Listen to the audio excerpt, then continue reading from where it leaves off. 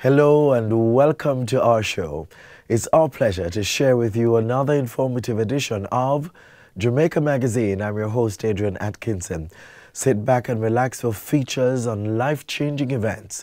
Plus, our Health-Wise segment helps you keep living well. Stick around for these and more after this important message. Nutritious food, succulent dishes, superior workmanship, and excellent service.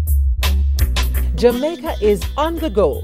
Let's grow what we eat and eat what we grow. Let's harness the indomitable spirit of our most valued resource, our people. Let's support our local businesses. After all, buying Jamaican means building Jamaica.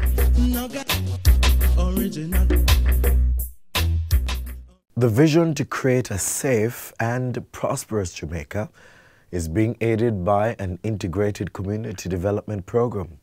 The Jamaica Social Investment Fund has been spearheading this work in 18 poor and vulnerable communities. Take a look.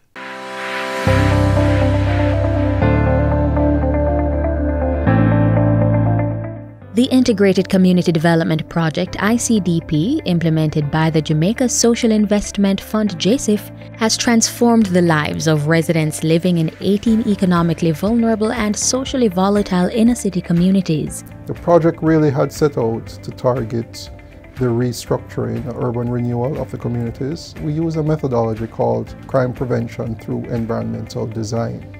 And the idea is that you improve the environment first, and then concurrently engage the youth and the residents and address issues why they are vulnerable and how we can mitigate against it. ICDP is funded by the World Bank to the tune of $42 million for a period from 2014 to 2021.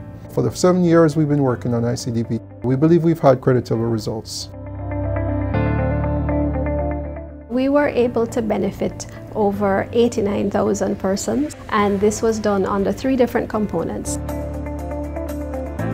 The first looked at access to infrastructure and basic services, and the others looked at services as well as livelihoods and capacity building for our ministries, departments and agencies, as well as community groups. The integrated infrastructure projects included road rehabilitation, water supply, drainage, sewage sanitation, and zinc fence substitution.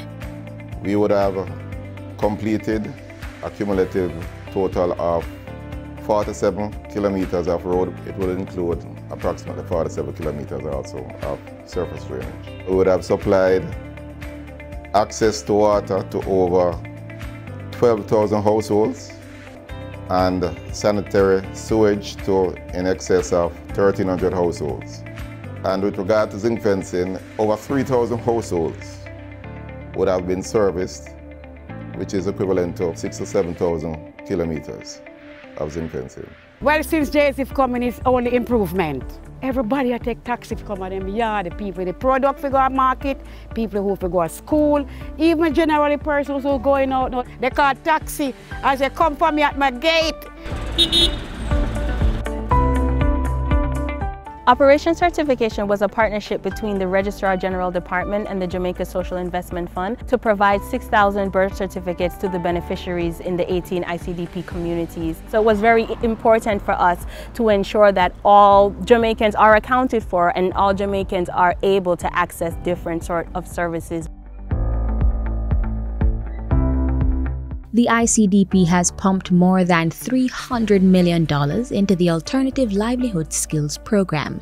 It's designed to actually move young persons from challenged spaces, from the corners, quickly into an income-earning position, whether it's through job placement or entrepreneurship as a result of a skill that they would have acquired. The program targets young persons 18 to 25. We were able to attract companies like CAC 2000 in air conditioning, where these young persons were trained as GTAC technician, which is a global certification. We attracted entities like Main Event in terms of event management, and the trainers were very elite trainers. We work with entities such as Pre-UE, where they were trained in a number of areas. We provide the NWC as a support, a cadre of skilled young persons, both men and women, that were trained as water warden. We had one training component called the Blue Economy, where they were trained as lifeguard and scuba diver. They were trained as small boat repairs technician, and we looked at programs like online entrepreneurship, where these persons are trained in gig work. ICDP is going to be remembered for the way it allowed the community members to work together as a collective. So in telling the ICDP story, certainly, while we will focus on the physical transformation, certainly I think the greatest story is the people being transformed. It's the best organization I ever see. They work for the people so much. The people love everything about JSIF.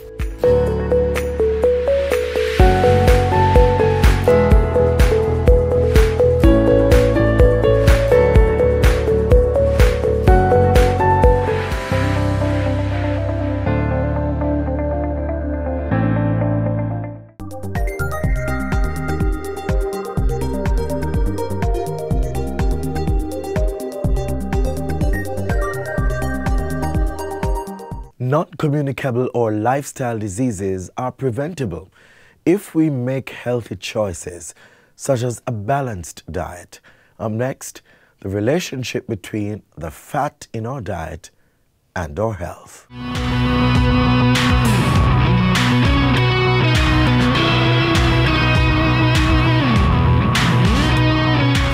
The human brain is 60% fat. Fats provide a storehouse of energy for the body and promote normal cell growth and healthy skin. Fat also acts like a cushion and heat regulator to protect the heart, liver, and other vital organs. And as most people would know, fat adds flavor to our food and helps us feel full longer. It is clear that having fat in our diet is beneficial in many ways, but too much or the wrong kind can be equally harmful.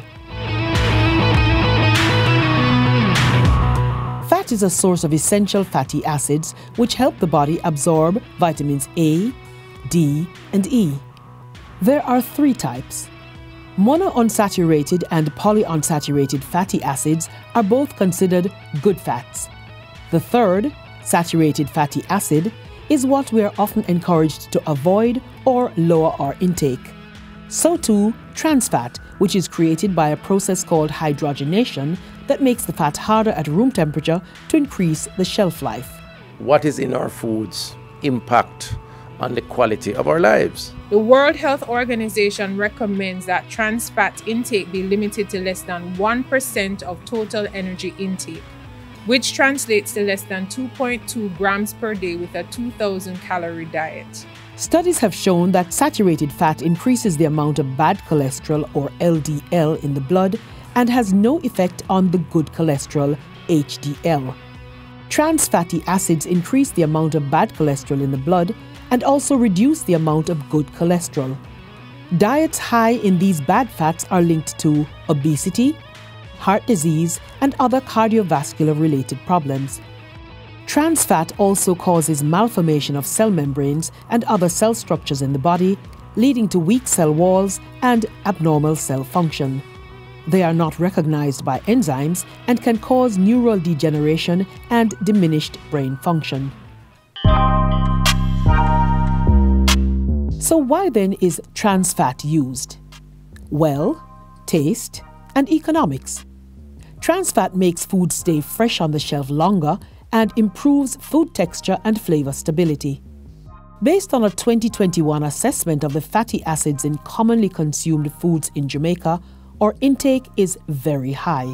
If you look at confectionery, you see how high the percentages there. and it comes down in several of the other food products.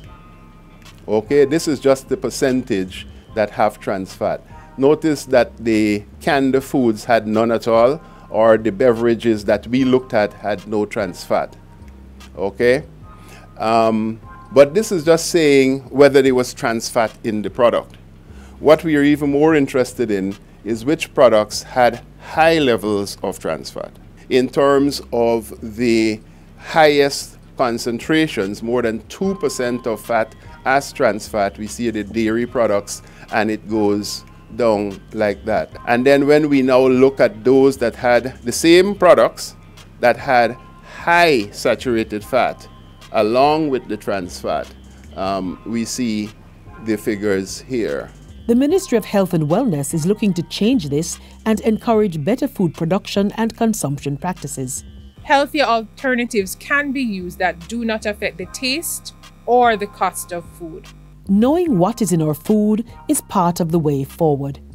It is a lifestyle change to come through education, product reformulation, regulation, food labeling, and monitoring. The elimination of industrially produced trans fats is part of a comprehensive policy package to prevent diet-related NCDs, which comprises mandatory food labeling, ingredients lists, nutrition panels declaring trans fats, interpretive front-of-package labeling based on nutrient profiles, restrictions on food marketing aimed at children and adolescents, mandatory standards for healthy food served in schools, and limits on sugar content. It's not just about our resolve to do the right thing to consume what is in our best interest. That in and of itself is a challenge, because we have to now nudge, encourage, motivate, and in some instances legislate, I believe, certain types of actions to encourage better quality of life from a nutrition consumption standpoint. I think it is essential to advocating in the first instance for voluntary compliance as an immediate response. As consumers, we have the choice of using naturally occurring unhydrogenated vegetable oils such as canola, safflower, sunflower, or olive oil. We can also limit red meat and choose lean cuts. It is also recommended that we steam, boil, or bake foods instead of cooking them in fats or oils. Another approach is to choose low-fat dairy products, poultry, and fish, and purchase processed foods made with unhydrogenated oils rather than partially or hydrogenated vegetable oils or saturated fats. Use soft margarines as a substitute for butter and choose soft margarine over the harder stick forms. Limit consumption of commercially fried foods and baked goods made with shortening or partially hydrogenated vegetable oils. Not only are these high in fat, but it is also likely to be trans fat. And cut back on foods high in dietary cholesterol. Let's eat healthy and live well.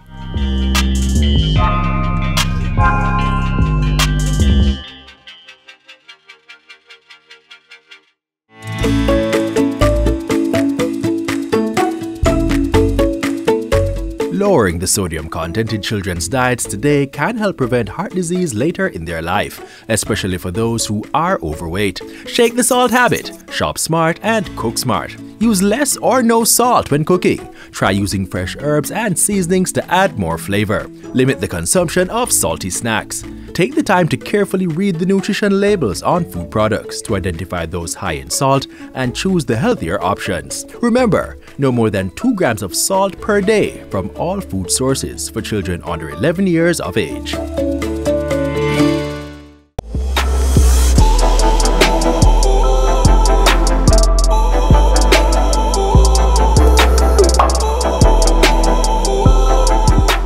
We're also empowering those with disabilities inside today's Jamaica Magazine. Actually, not us, but rather the Jamaica Council for Persons with Disabilities. Keep watching to find out how the Council can help you access assistive aids to navigate life.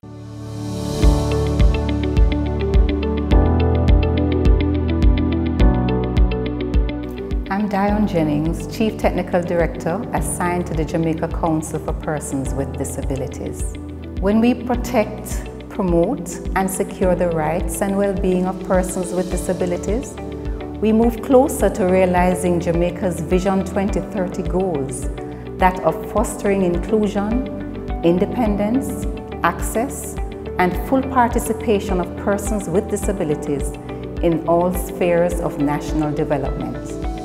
The Jamaica Council for Persons with Disabilities, under the Ministry of Labour and Social Security, is charged with the responsibility for implementing policies and programs for persons with disabilities.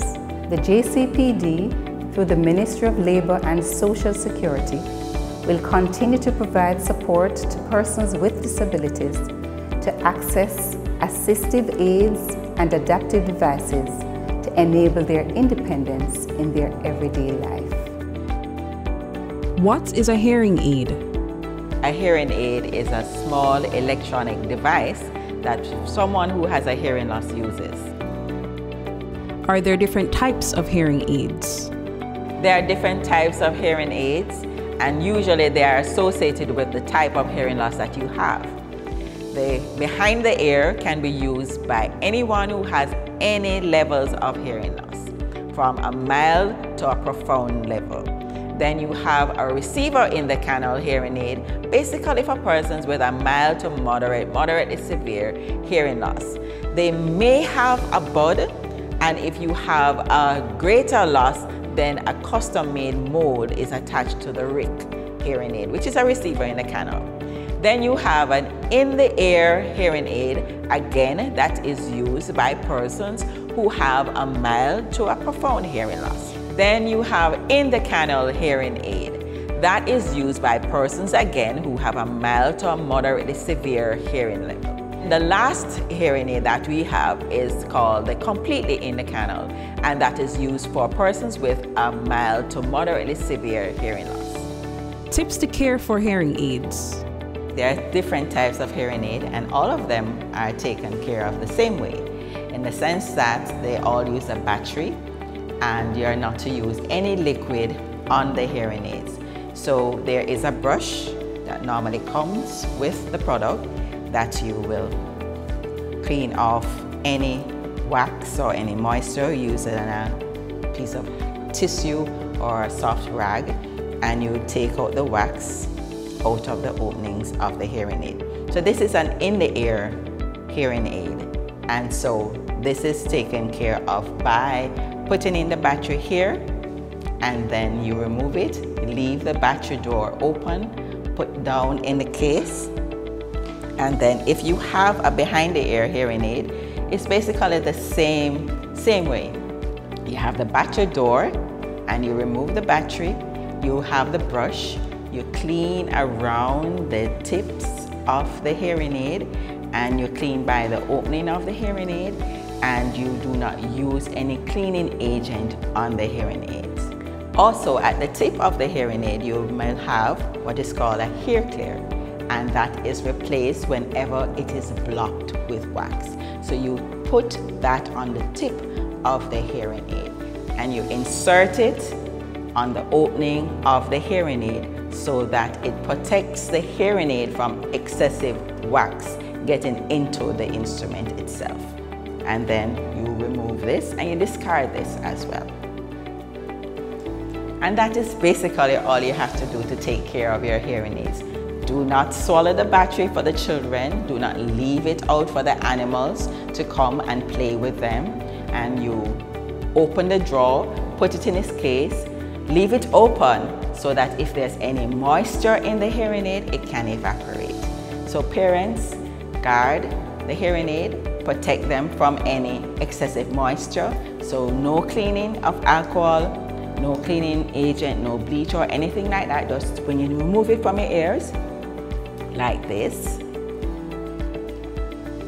you take it out, you open the battery drawer, remove the battery, and you put it down in the case. And basically that's all you have to do to take care of the hearing aid that you have. Where can I get information or help? More information and help is available at the Jamaica Association for the Deaf, located 9 Morrisco Road, with entrance on Caledonia Lane in the Kingston 5 area. What is a wheelchair? A wheelchair is a chair with wheels used when walking is difficult or impossible due to illness, old age, or disability. Are there different types of wheelchairs? Yes, there are different types of wheelchair. Actually, you have 3 types: standing wheelchair, electrical wheelchair, and manual wheelchair. Tips to care for wheelchairs. Some tips for caring for the wheelchair are: 1. To remove all dust from the wheelchair frame by using a damp cloth. 2. Check the tires to ensure that they are still hard. Use a bicycle pump to add air if necessary.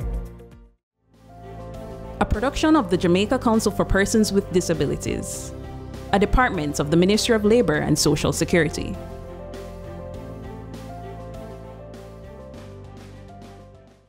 The Disabilities Act will protect the rights of all persons with disabilities. And here's a great teaching moment. Every person with a disability, like a deaf or hard of hearing child, for example, has the right to an education with accessible facilities and the support they need. In this case, it would be a teacher who can use the language of the deaf, which is sign language. Visit jcpdja.com. A message from the JCPD, an agency of the Ministry of Labour and Social Security.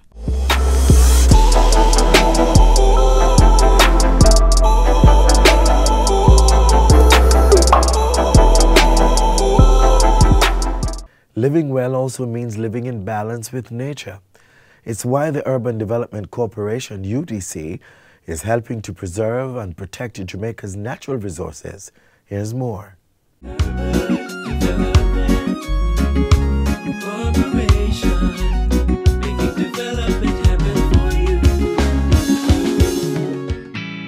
Environmental management and monitoring are core responsibilities the Urban Development Corporation UDC carries out in protected areas in Negril, Ocho Rios, Montego Bay, Hellshire Hills, part of Portland Bight, Port Royal and Palisadoes. As such, the corporation is committed to mitigating negative impacts on our natural resources through monitoring and enforcement by 6 environmental protection officers. When we speak about natural resources, the simplest thing to think about is the environment and everything that it entails. So the plants, the animals, we're looking at the soil, the water, all different aspects of it that all interrelate, and also how the people interact with it. To reinforce its conservation measures, the UDC carries out sound environmental planning and monitoring, management of protected areas, as well as environmental education and outreach programs. So we carry out monitoring either on a monthly or a quarterly basis. This gives us an idea of what the impact of anything that we're doing to the natural resources. Some of these interventions involve bringing internal and external stakeholders together to carry out various activities to commemorate days that bring awareness to different areas of the environment. Our largest activity to date has been International Coastal Cleanup Day. We have it in Hellshire, and we did collect a substantial amount of plastics and other garbage. The conservation program is also extended to the critically endangered sea turtles. So in St. Anne's in particular, we have started a program of monitoring the nests, seeing when they occur, ensuring that they're safeguarded while they are there, and then enable the hatchlings to be able to return to sea. So far, in the last 3 years, we've had a very successful program. We've had over 2,000 hawkbill turtles returning to the sea. A similar program is being carried out with the Jamaican iguana, another endangered species that is found in the Hellshire Hills area. Young hatchlings are carried to the Hope Zoo, which they are nurtured until they get to a certain size and weight, and then they are returned to the wild. This is supposed to give them a competitive advantage against predators. And did you know? At the Green Grotto Caves, we actually have 11 out of the 21 species of bat that are found in Jamaica. So what we do is monitor the caves to ensure that the habitat is safe and suitable for the bats. We also monitor to see what's going on with the crocodile. So for now, we look at the nest, we also look at the birds that are around, and to see how everybody is doing. So it's like we have a big ecosystem. NEPA delegated the UDC with management authority over the Hellshire Hills in 1999, so that's another way in which we collaborate, and most recently an MOU to develop the Goat Islands. Since then, the corporation has been working with stakeholders and other users of the area to carefully balance the development of urban settlements with the delicate ecology of the area. For our non-governmental partners, one of our major partners is CCAM, which is the Caribbean Coastal Area Management Foundation. And with them, we partner in managing the Portland Bight area, which is the largest protected area in Jamaica. I'd urge persons who are visiting and living within the boundaries of the protected area to not dispose of their garbage in irresponsible ways, because they eventually get to the marine environment. The corporation ensures that it remains compliant with national and international environmental policies, legislations and regulations by conducting monthly and quarterly checks of all its facilities and attractions. This is to ensure that these facilities are constantly at the required standard for safe use by patrons. So the UDC also sits on the Beaches Control Committee, as well as the National Council of Ocean and Coastal Zone Management Committee, both of which are responsible for creating national policies relating to the conservation of the coastal zone across Jamaica. The Urban Development Corporation, achieving sustainable development within the corporation's designated areas by creating a balance between development and management of natural resources. A prime example is the soon-to-be implemented Goat Island Wildlife Sanctuary. To learn more about the work of the Urban Development Corporation, call 876-656-8031 or visit their website at udcja.com. You may also follow them on Facebook, YouTube, Twitter, and Instagram, or visit their information center on the ground floor, Kingston Mall, downtown Kingston.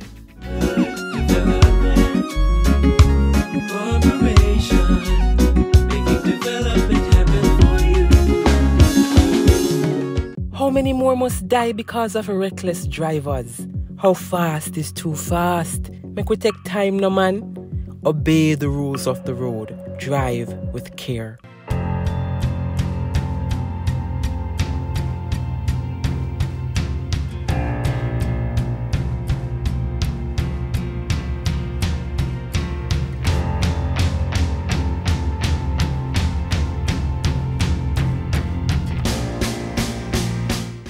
And this is where we end today's journey inside Jamaica Magazine. Be sure to join us again tomorrow for another show.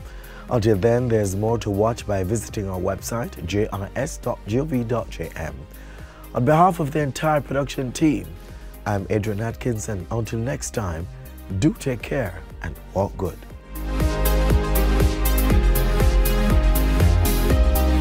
This has been a production of the Jamaica Information Service, the voice of Jamaica.